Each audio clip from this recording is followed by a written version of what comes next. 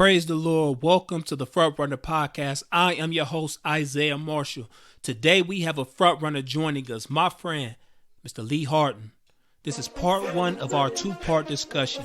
In this episode, Lee will be sharing the beauty and challenges of stepping out on faith to living a life of purpose. We want to show you how to run your race to win. This is Front Runner, episode 14.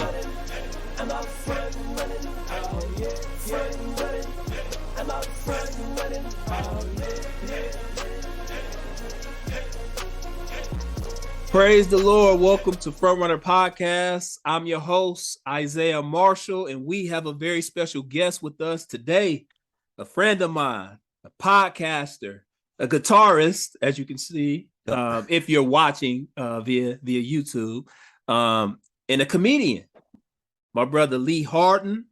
Man, you know, I'm so impressed by you, and I've always been intrigued by comedians. Thanks, man. And so, you know, you're in the business of bringing joy to people's lives.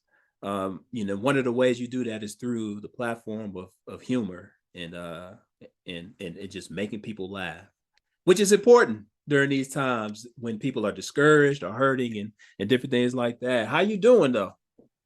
Oh man, I'm great. That was a heck of an intro. I appreciate that. That was awesome. I'm good. I mean, yeah, not many complaints. Life's good. I mean, you know, trying to wake up every day, being thankful and all that stuff. I've gotten to do some cool stuff this year, and yeah, just trying to enjoy life the most I can while trying to fill in a calendar with shows, and that's always a challenge in itself. But yeah, man, I'm trying to think something to complain about, and I've got nothing to complain about. So that's weird. Good. That's awesome, right. Man. Have you done anything, able to take a vacation or anything like that? Sort of. Actually, my vacation is weird because if you're self-employed, you don't go, well, I got to take time off because that's a bad idea. You're like, nope, I've got to be working. I can't afford to take some time off. Understood. But yeah. I technically got to go to Vegas in March. I have a good friend who's he goes to the casinos a lot more than I do. I've gone a couple of times, but he's gone enough to get free trips to Vegas. He could take a guest. I was his guest. So that was my vacation. We were there for a week. That was really fun. And then this summer I saw Top Gun 5 or 6 times. Probably go see it again. That was my because I hadn't been excited to see a movie in a long time. Yeah, and so it took me back to high school, being excited to see just a big movie. And so that was great. I'm a lame guy. That's my excitement for the summer. But I got back into playing basketball. I was a big basketball kid from like 10 to 13. Before I started playing guitar, I was not a good basketball player at all. But I found an outdoor court by my house, and I bought a ball, and I wanted to get a nice one, so I bought like the top of the line indoor outdoor ball at Walmart. It was like $40. So yeah. Well, you better put it to use then.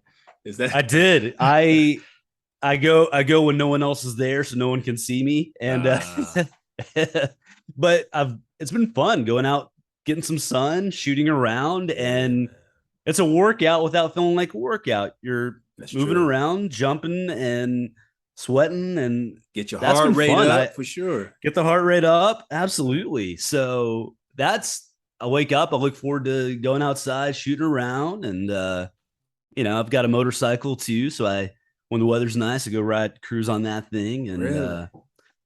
I love it. You just hit the road.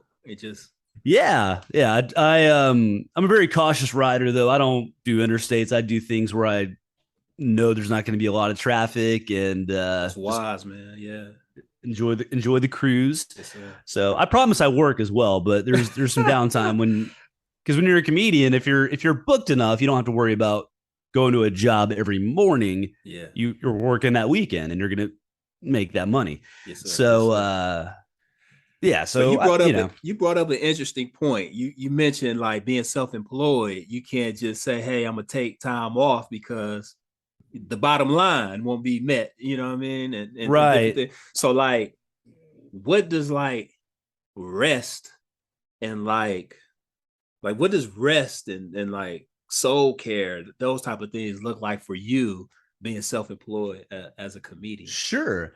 Yeah. I think those things, enjoying yourself, like, when you go out and do an activity by yourself, like ride a motorcycle or play basketball or go to the gym, that gives you time to just, be alone, especially playing basketball in the mornings. Your Mm-hmm.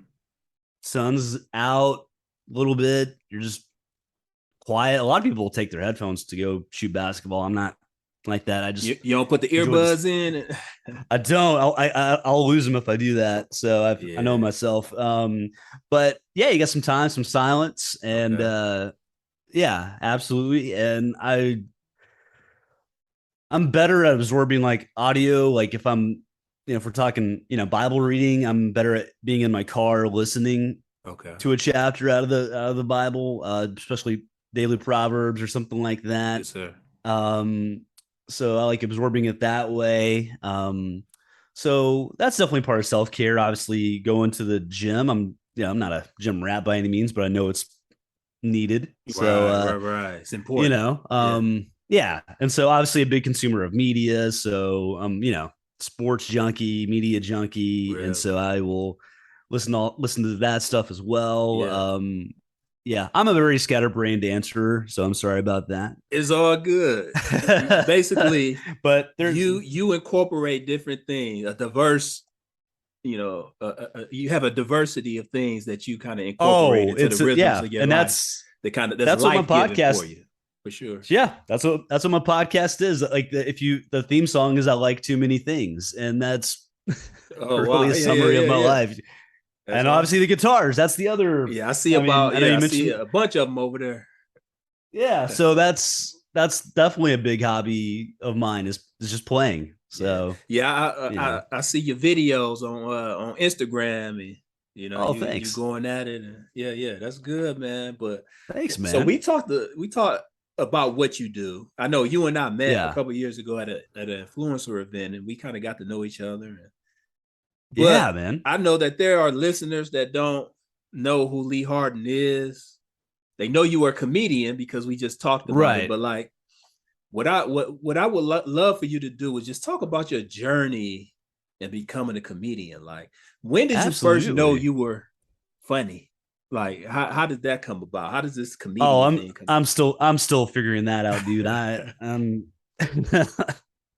Side note, really quick, the influencer event. Thank you for being the only, I think, non-life coach I met at that thing. Yes, So I noticed that as well. It's a lot of everybody, life coach, life coach, life coach, and I'm like, what is a life? And no one can tell me what a life coach does. I was like, and that's the interesting thing, right? It's like there's really no description that it's just interesting, but no knock to like, life coaches, but right? How do you tell someone they stink at this and you need my help to get you better at life? All right. mm, yeah, Sorry, yeah. No but problem. no. Yeah, To your first question, I was always obsessed with stand up as a kid. I mean, if it was on TV, I was watching it. yeah. Loved sitcoms. A big Seinfeld guy, Louis Anderson guy, because he had a cartoon on Saturday mornings. Um, Sinbad was big at the time. Still love Sinbad. That dude's one of my absolute favorites.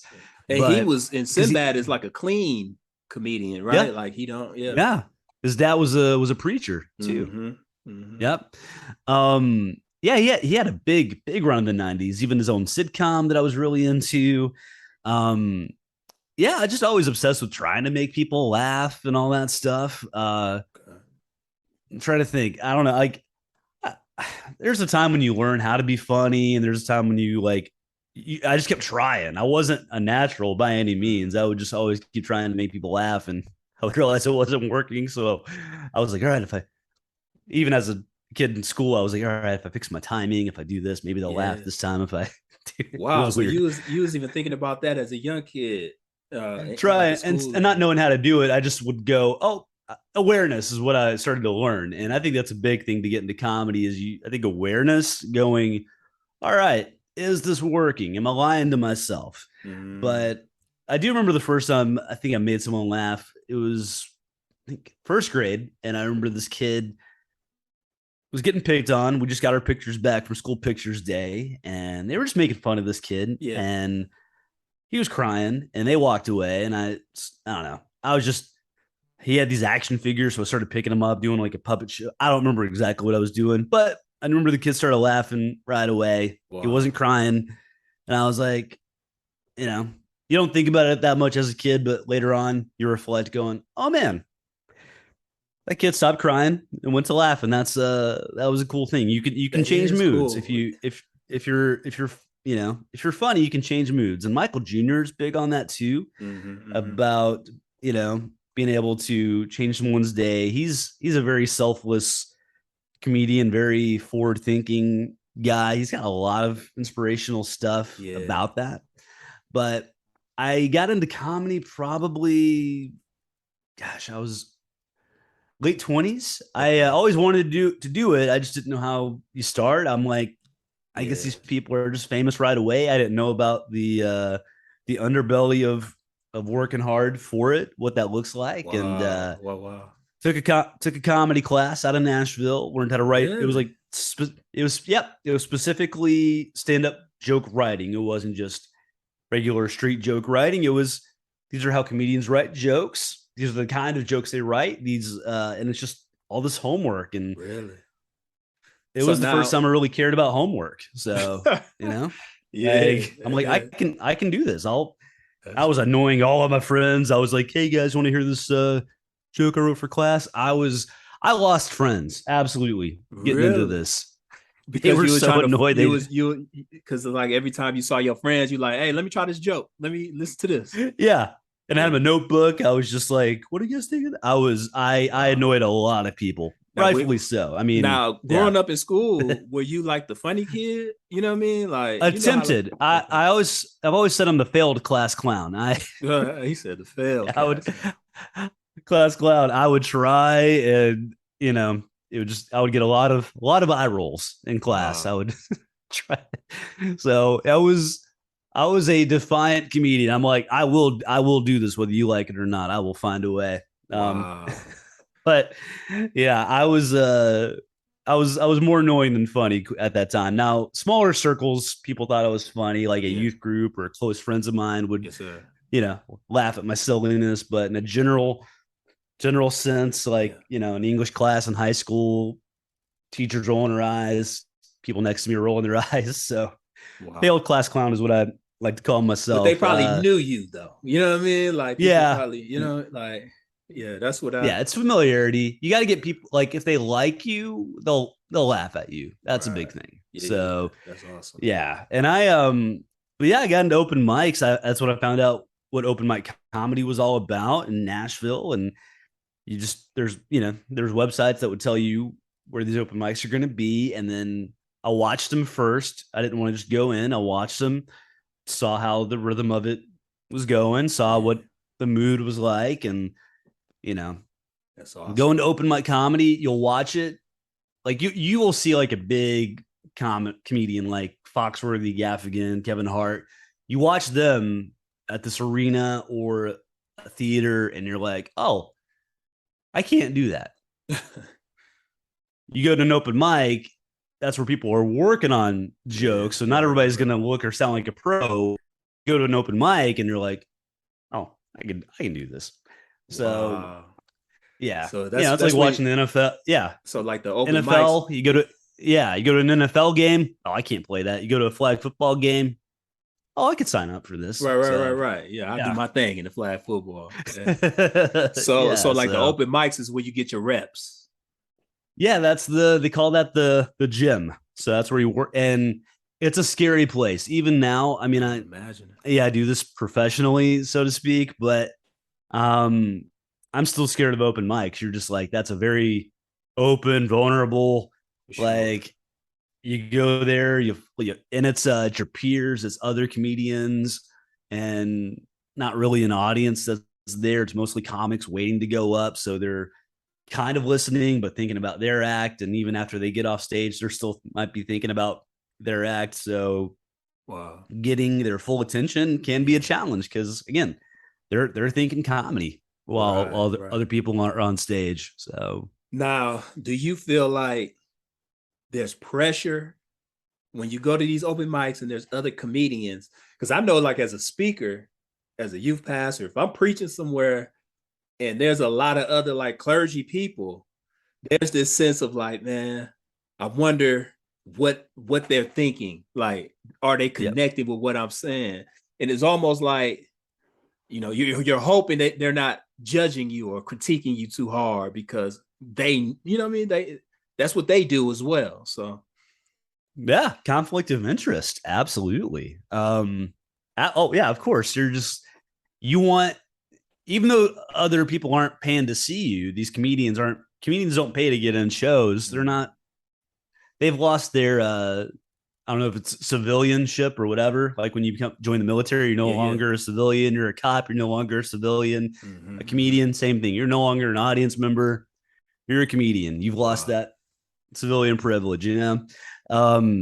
So yeah, they don't pay the bills, but you want their acceptance. They're not paying to get into shows, but you want their approval. And it's a silly thing because you're like, well, they're not the reason I'm making money, but you still want to be accepted by that crew. Yeah.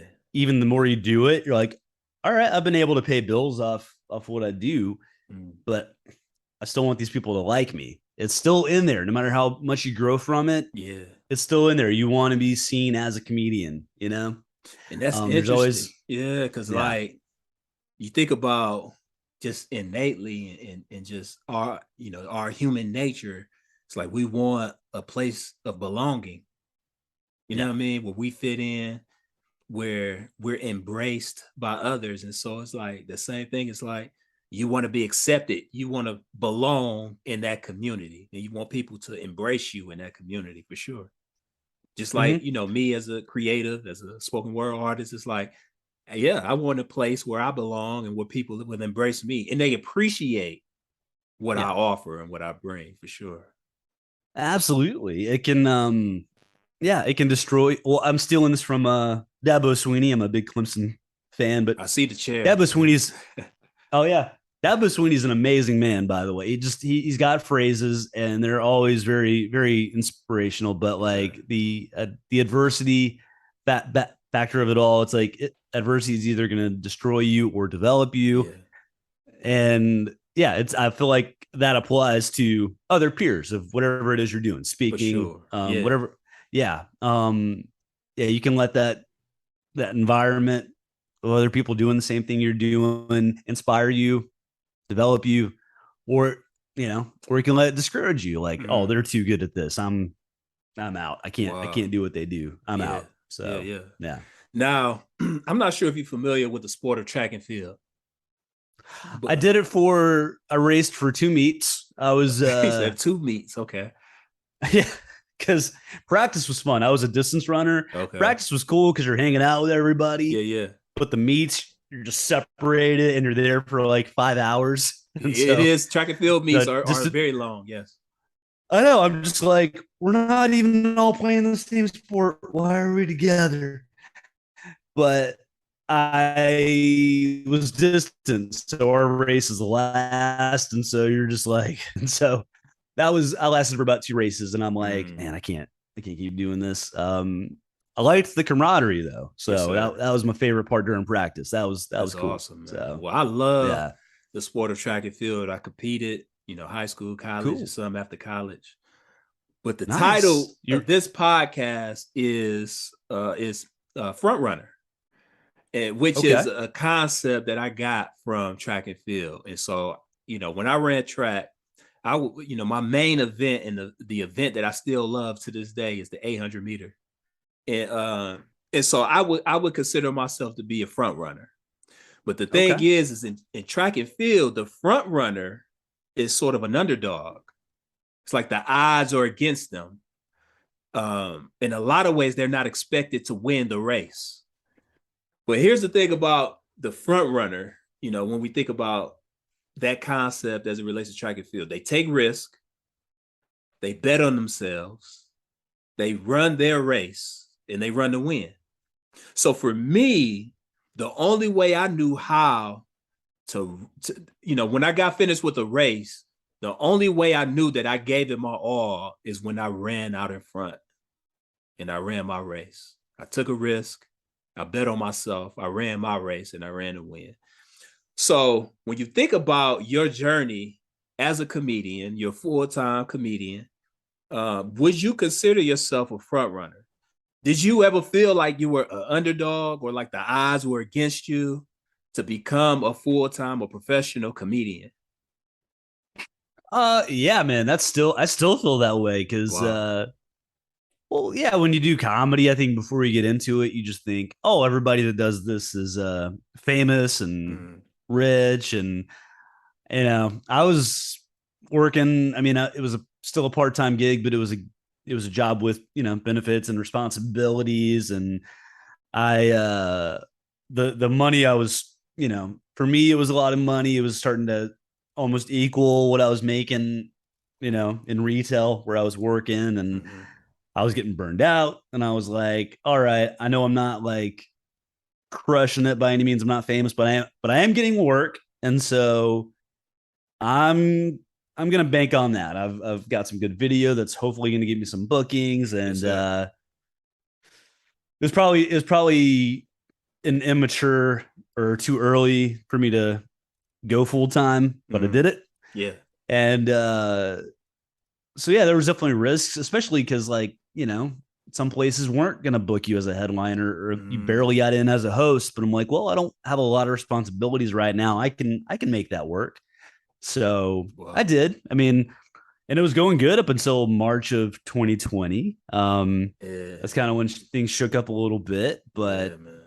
Yeah. honestly, a big inspiration for that stuff is like Sinbad. I know I mentioned him earlier, but that dude, if you look at his bio or listen to his story on, I think, the Pete Davidson's podcast, he very much went into this blindly. He would go into unfamiliar territories and Really? just go, all right, I think this will work if I do this. And it Wow. would. He would sneak into like events that hire comedians, sneak on stage, do his act. And before he got pulled off by security, the people in charge were like, well, he's really funny. Let's let him keep going. Mm. And that kind of, yeah, he would show up at clubs saying, hey, I'm booked. And they're like, no, you're not on the show. And he would go, oh, man, my manager screwed with my schedule again. And they would feel Wow. bad for him, put him on the show. Wow. He did great and got work. That's So clever, man. he is, yeah, he is the king of risk taking, in my opinion. Like going, yeah, Now, how long have you been doing comedy?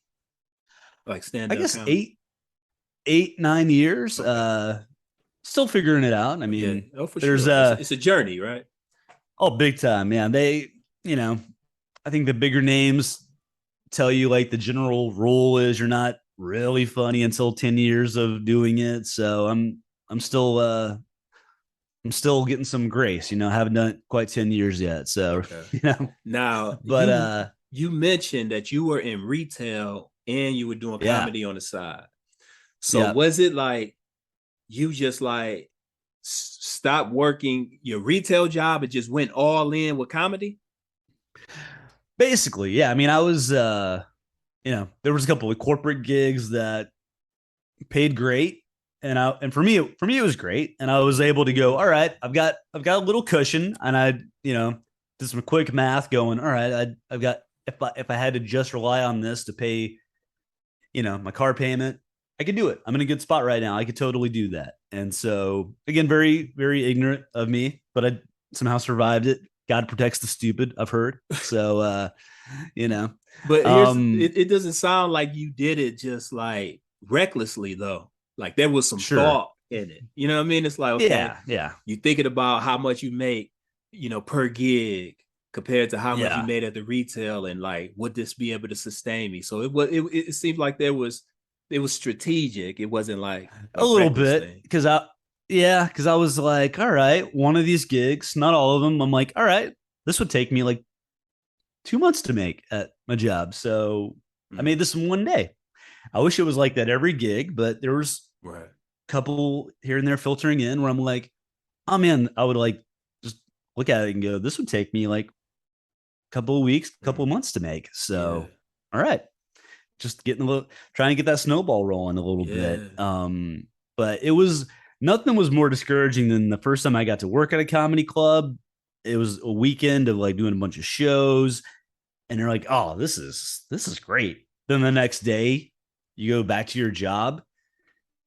That was pretty deflating. You're just like, oh man, no one knows who I am here, and no one cares. And you know, not that it's a fame thing. You're just going.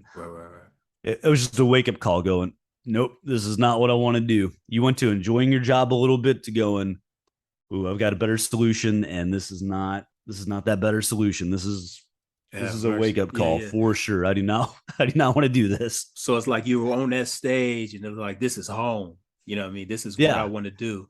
But then the next day, you got to go into a job that is not life giving for you. You know what I mean? No, you got angry customers, and you're just like, oh, wow. You're living a double life almost. You're just like, so I guess the risk would be, so you went all in comedy, you stopped working your retail. The risk would be the consistency in getting gigs then. Yeah, it is. It is hard to get consistency, and I don't know. I wish I knew the trick to that. Besides being good at what you do, I definitely went to things prematurely. I was young. I was very ignorant in the world of comedy, and so I thought I was good when I really wasn't that good, and so I got impatient. I didn't want to do open mics anymore. I was like, I want to hit the road. So I just started finding people to email and going, hey, I will drive to another state. You don't have to pay me. I just want to see if my stuff's funny to a real crowd. Wow. And, you know, that was definitely my risks going, I'll drive to Chicago, an 8-hour trip to get on the showcase to see if I can hang in front of a real crowd. Cause all I know is open mics and it's other comedians. And I think my stuff would work for a general crowd, but I don't know. I need to see. Wow. And you live and learn. And you just, again, it's easier if you're unattached. Like if you're not having a wife to support, a kid to support, it's easier to do those things. So I'm speaking to a very specific person in that sense. I mean, I don't know what it's like being a family man yet. So I was able to, I was in a good situation to do those things.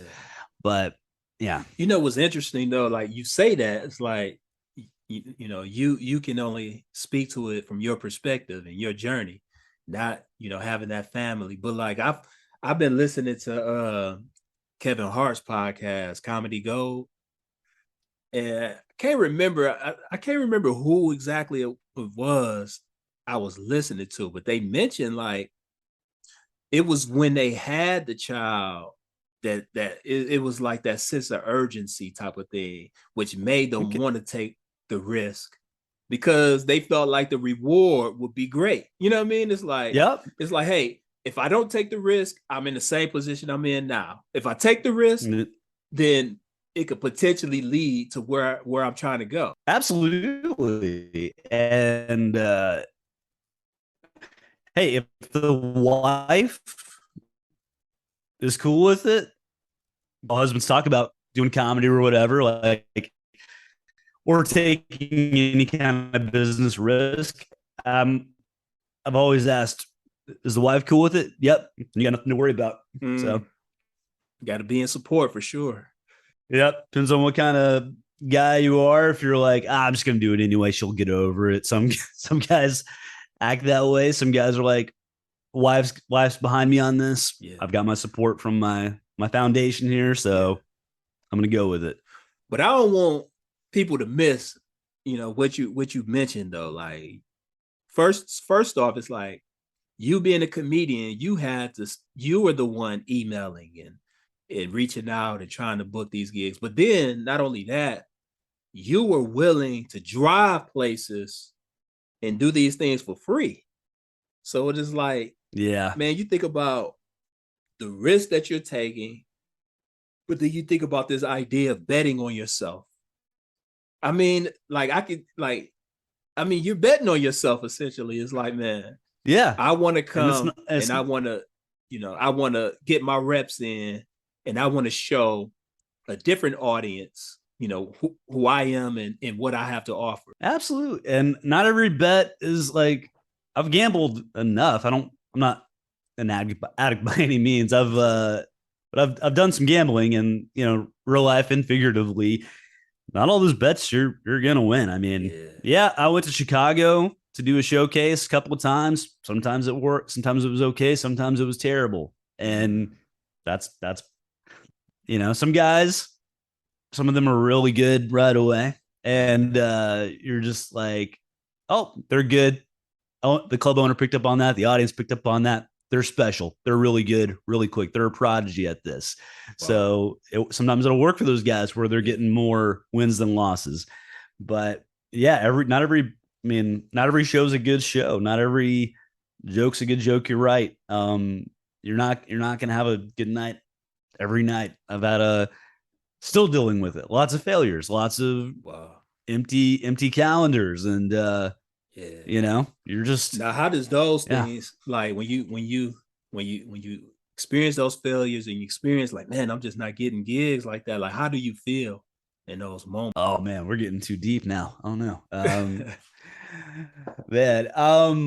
Well, currently, I mean, it's looking empty for a little while right now, and what I deal with currently is, well, I'm getting older, 37. I like doing this, but I got to be smart about this. I don't know if it's going to be like this forever, temporarily. So I am trying to think just more groundedly, if that's even a word. I'm trying to be more grounded into my approach. So I'm thinking about other career options, not quitting comedy. You're just going, I need to start thinking long term here. So you look at other job security options, and like, all right, what can I do that where I can support myself and still go do gigs? So that comes into play. I love being creative. I love being paid to be creative, but that opportunity is not hitting yet. So or at least it's like staggered. You know what I mean? It's like staggered is the good way to say it. Yeah. So it's it can definitely mess with your confidence. You're just like, all right, maybe I'm not as good as I thought. Maybe those people that don't book me, maybe they were right. Maybe I shouldn't be doing this. That can seep in.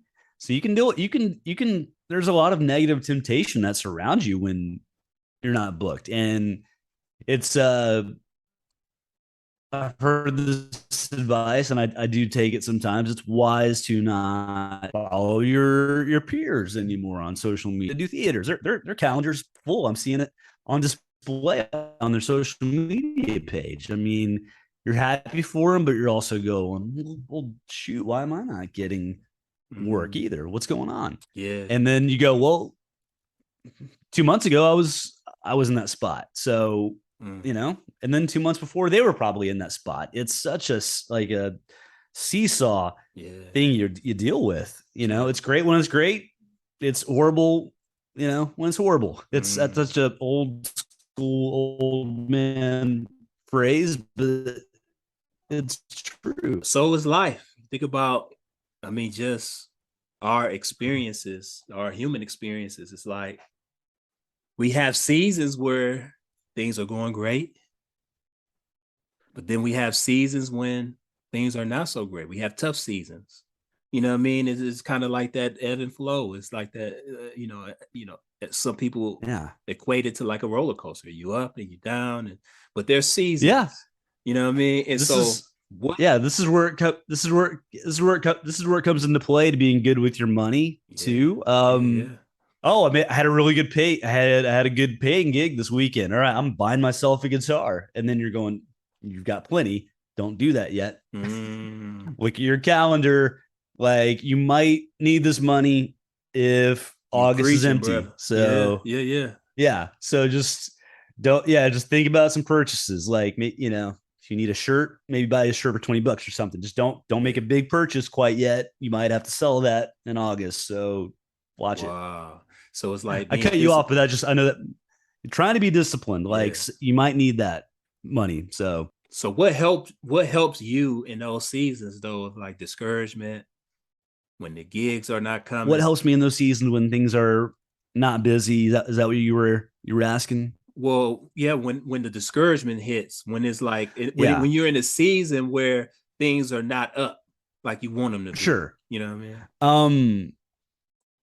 A good core group is crucial. I'm blessed right now with about 3 or 4 friends that I just I do lack of a better phrase, do life with. The church, I know that's a big church phrase, but I've got a core group that just I don't have to worry about that stuff with, and got great parents. So good core group of people that can, make you enjoy life and not worry about those things is crucial. I think waking up every day it's a fight. Let's be honest. This is for sure. Yeah. when it's a fight, you need to be active in your fight. You need to take some swings. Those taking swings, you need to wake up, count inventory, be grateful what you do have.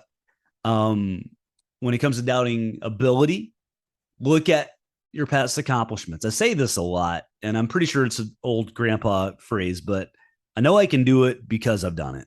Look at your past. Like, okay, I've gotten work. I've been hired because they saw what I can do on video. I have a comedy special that had some decent views that people seem to enjoy.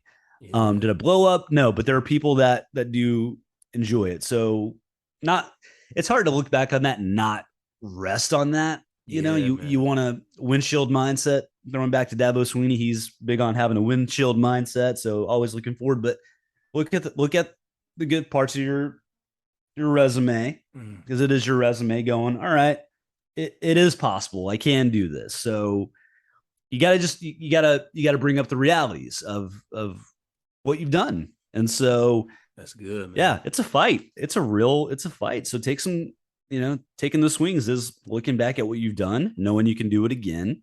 Wow. And what was it, a general, or was it Winston Churchill? It was if you're going through hell, keep fighting. Who said that? I'm not sure. Yeah. Okay. It was and again, what I'm experiencing is not hell. It's not right. It's never as bad as you think. You're like, you've got some amazing things around you in life. You're not getting a little bit of work in comedy. Is it discouraging? Cool, but it's not. I don't know. It's not the pits. It's not right. Life's not horrible. So you gotta. This too shall pass. Right. So is it a bummer? Is it inconvenience? Yeah, but it's not. It's not like, it's not the worst thing that's happening to you. Man, that's a good word though, because you think about the past. A lot of times we look at the past and we ruminate, or we think about all the negative things in the past. You know what I mean? But like in those seasons, in those hard and challenging seasons, drawing from the past successes, drawing from, the good seasons that we've been in to kind of help you get through this tough time. And I think that's a good word for us, for sure. Yeah, just trying to figure it out. I mean, I don't think hopefully you're not at the end of your journey and you haven't figured it out. There's always something to learn from it, through success, through failures, and how you act too. I mean, are you the same person before and after success? I mean, I'm sure someone has coined that phrase. How you act in your failures is how you're going to act in your success, right? Yeah. Money and fame just like cranks whoever you are up to 10, right? Yeah, man. And the money and fame cannot be the why. You know what I mean? We can't be doing this I was for the money and fame. Yep. My podcast guest last week, he was his name's Chris Ballou. He was in a very famous band in the 90s called Presidents of the United States of America. And they were a very silly band. They weren't after fame, and that's what he talked about in the podcast. He's like, the fame and all that will come later, but enjoy what you're doing, have fun with it, enjoy creating. And Seinfeld has said the same thing too. Like work on the act. The rest will come. If Mm. if you're good enough at something, truly good enough at something where it's undeniable, people will notice. Yeah, So, man. you Yeah. know, yeah. And I think about the fact that, man, we're so like focused on the destination. It's like That's where been we my want to problem. be, but Yeah. we don't appreciate the journey. You know what I mean? Because it's Mm-hmm. through the journey where there's lessons that we learn, and we grow. We grow from the challenging moments. The seasons when we're up and we're down. It's like there's a lot of growth that's happening in the journey before we get to the destination. It's like, and I know from hearing from you, it's like one of the things that you learned is like, man, when you're in that tough season, you're pulling from the past. Like, man, I've been booked before. I Yeah. know it can happen again. You know what I mean? I've Yep. been on stage. I've done, shows. I've done, it's like X, Y, and Z. And if you've done it in the past, that it can happen again. And so you just kind of pour from that and find your sustaining your sustainment and encouragement from that for sure. I think that's a good lesson Dude. for us all. Oh, absolutely. And tell me if you've experienced this, because I know you speak, you perform. I don't know what the money is like in that speaking world. I assume it can be really good, but probably some of your best shows and experiences were probably when the gigs paid zilch. Oh, for sure. Yeah, yeah. You're like, this was awesome. How much did they pay? Ah, dang it. But then that gig was horrible. Oh, good paycheck. All right. And Okay. I'm wondering, is it because like of the pressure you feel because uh they're paying me for a service. So now I have to, what I mean? It's like I have to be on or I have to do this. Yep. But it's like where if you're not getting paid, Like, it's like you're not concerned about the expectations or right. anything. You're just Your going out and shoulders, just, yeah. yeah, Your it's like you're shoulders not drop a little tense. bit. Yes, sir. Yes, sir. Yeah. And I think that, yeah, I think that's a good point. Yeah, I think Yeah. that's a really good point. And Like, as you who can, cares? Yeah. right. And I think for me, that's why I've been so intrigued by comedians and I've been listening to it. And I'm, you know, not envious in a bad way, but it's like, man, just the ability to make people laugh, to bring humor. Man, even if you're talking about such like deep things, but it's like pulling the humor out of that where it's like breaking the tension a little bit. Yeah. You know what I mean? And I'm Absolutely. intrigued by that. It's all about, yeah, breaking that tension, easing them up with a setup. You got to get their attention. You got to get communication is so crucial. You got to be Huge, man. clear, understood, likable. Because you might write an amazing joke, and I still deal with this to this day. It's like, yeah, the crowd they didn't understand you. You were talking too fast. Your words were jumbled. You had too much information in that. Like, is the joke itself good? Yeah, but you were unclear. Like Yeah. the crowd was confused. That's why they didn't laugh at this thing. Like, Wow. yeah, but you could So like totally do comedy if you wanted. By the way, so I like mean, outside looking in, a lot of people will look at a speaker, they'll look at a comedian and be like, oh, they just up there telling jokes. But they yeah, don't recognize like, man, that it's an art to speaking, it's an art to being on stage and telling jokes.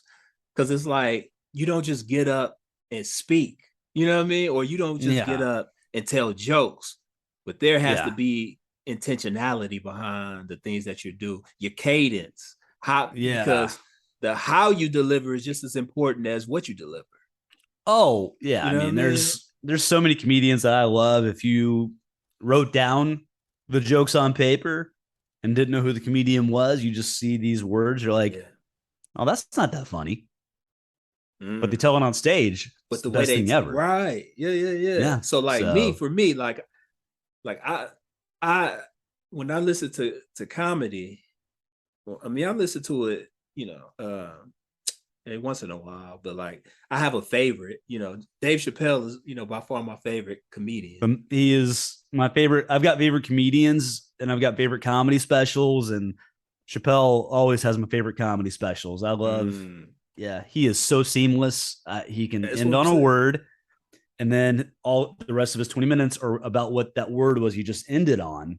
And killing them softly for what it's worth. That's what I noticed when I first started getting into joke writing. I'm like, yeah, it's just you don't see the seams in his Yeah, and stuff. then he's so like controlled, like he's not rushed. He just Yeah. seems so natural up there. His storytelling and all Have that stuff. Like have you have you watched his early stand up? Like so I really haven't. early? I wasn't too much into his early stuff. I've been Okay. into like It his newer. You know what I yeah, mean? he had a lot of energy when his some of his early stuff when I he was knew on he talked. HBO. It seemed like he talked kind of fast, and he had. He was a lot like his character in Nutty Professor. He was Mm, a little hot, very high energy. Um, quick. He slowed down as time went on. I mean, I know he was good back then. He was a prodigy at 15 or 16 when he started, but yeah, as time went on, he slowed himself down. slowed it He's down. more relaxed, and Wow. yeah, that's when yeah. So So yeah, it I just definitely changed love for that. him. I don't know if there's like different like I guess like specialties in comedy, but Mm-hmm. like a Dave Chappelle, it's so much substance in what he's sharing, and then he brings light to it. Another person I like Trevor Noah. He does the same thing, and Hassan Minhaj, he does the same thing. It's like they have so much substance, but like their storytelling and how they incorporate like humor into like subsistence. Um, man, I'm just intrigued by it. I'm like, man, you think about someone who speaks for a living. It's like it's similar in a way. You know what I mean? Because it's like as a speaker, you want to make sure that you incorporate humor Yeah. in your communication. And so it's like so for me to see someone like or hear, Hassan talk about how he invested in himself and he paid this money, he rented, got built a stage and he rented this thing to put on this show that he invested. And I'm like, man, it's like it encourages me. I know, Yeah. you know what I mean? Because I'm like, man, there has to be an investment. And it's like, are you willing to bet on yourself like that and take the risk, just like them? Yep. You know what I mean? Mm-hmm. It's like again, it goes back to this concept of being a front runner. Are you a front runner? Like, are you Yeah. willing to take the risk? Are you willing to bet on Yeah. yourself? You know what I mean? What are you willing to do? I mean, that's Yeah. yeah. Now, how You do get you get you mentioned that that sometimes it's like you see people, they doing these, great things. Like, so how do you keep yourself from falling into the comparison trap? In other words, like oh how do yeah. you stay focused on running your race? Yep. I think it's kind of a cruel solution, but not being friends or not following the other Mm, comedians that you know on social media. It really that that's just blinders, you know? You just mm, get rid of it because the yeah, more you see it, it's not gonna I mean, it's not gonna change the more you look at it. You're just gonna keep going, man, why'd they get that gig? yeah, So yeah, um so getting rid of those things for me, again, everyone's got their own thing, but right, right, right, right. I've heard other comedians do that, and I'm like, I should probably do that too. Have real friends in your life that don't do the same thing you're doing. Like, Mm, that's it. There's coworkers, you got your peers, those for people that are sure. doing the same thing you're doing. Yeah. But it's okay not to be connected to them. I'm starting to learn. I hope this doesn't sound too like negative or whatever, but I hit a point where I'm like, okay, I'm not going to be in that circle. I'm not going to be one of those guys. As much as I've tried to be, Mm, however they saw me 8 years ago, that's probably going to be how they're always going to see me. And mm, I'm also aware enough to go, you know what? I probably put my foot in my mouth back then. I probably gave a bad impression of myself back then. yeah. And it's going to be hard to shake that no matter how nice I am to them, no matter how much I want to get involved with what they do. I'm just not going to be one of their guys. And Mm, so go after what I can go after, get the gigs I can get. Who cares what they think? I'm getting paid to tell jokes. I'm supporting myself. yes, sir. And so I'm going to try to grow a fan base that I can connect with as much as I want to be in that circle. It's not going to happen, and that's okay. Yeah. And then, I'm just a big Clemson fan, like I've said, and I've heard Sweeney talk so much about, like, he's not worried about the outside world when it comes to college football. Like, when they're asking him about transfer portal stuff, all the new things that are happening, how college football is changing with new conferences, expansions. He's like, I'm just worried about Clemson. I'm worried about my guys. He really isn't in deserving his players. So they, when they recruit, Sweeney tells his guys to recruit whenever they're like, well, that other school, that other coach might be doing this. They don't talk about other schools in their recruiting. They're not like trying to use the bait and switch. Like, well, that head coach is going to be going to the NFL. They don't do that. They're like, we just talk about Clemson. We don't try to bury other schools. We just worry about ourselves. We just worry about making the best version of ourselves we can do. And, again, this is a very super long answer to that, but it's a process to figure this out, to not compare, like, do the best version of yourself, whatever that is. Not worry about what your peers are doing or maybe even thinking. So, finding the best way to be the best version of yourself, which sounds so generic, but yeah. But it's like running your own race. You know what I mean? It's like you can't. That's why, again, going back to track and field, it's like that's why I wanted to be a front runner, because when I found myself in the pack, I found myself trying to run other people's races. So sure. Do you mean like trying to run the way they run, or trying like going their pace and different things? You know what I mean? And so, like, for instance, like as a spoken word artist, there's certain spoken word artists that I appreciate and I enjoy watching.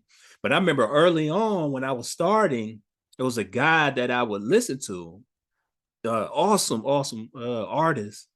But I found myself in listening to him trying to sound like him. You know what I mean? And it's like, no. Like, how can I sound? I want to sound like myself. You know what I mean? It's like I have to find my own voice. But it's like, but you mentioned not following certain people on Instagram, not trying to be a part of certain circles. And I know for me personally, I have to sometimes take time off of social media because of that. And it's like, and I think that's not like a unique thing for you and I when we see these things and we see all the highlights and all these things and it start feeling some kind of way about ourselves. And so, like, for me, I have to kind of, again, remove myself from social media at times. It's like, man, if seeing these things is producing these type of emotions, then I need to take a step back and I need to take some time out. Yeah, you're going to react. If you're not careful, you'll react pretty extreme one way or the other. You'll, you can go super negative, but being aware, knowing how, what it's doing to you and backing away, that's a lot of wisdom involved in that. So if you can do that, you can think before you act in those situations. I mean, everything's so not double standard, but everything is so situational, like, because it depends on what you're doing. If it's a sport, they're like, don't think. And then what were you thinking? And then why were you thinking not to do this? So it all depends on the situation where, like, you just need to react. And then, it's so situational, these life tips. But if you can stop yourself in those situations and going, all right, I know what this is doing to me. I will be better off if I don't let that seep in. I know my personality. Some people it doesn't affect, but if you know it affects you and you can,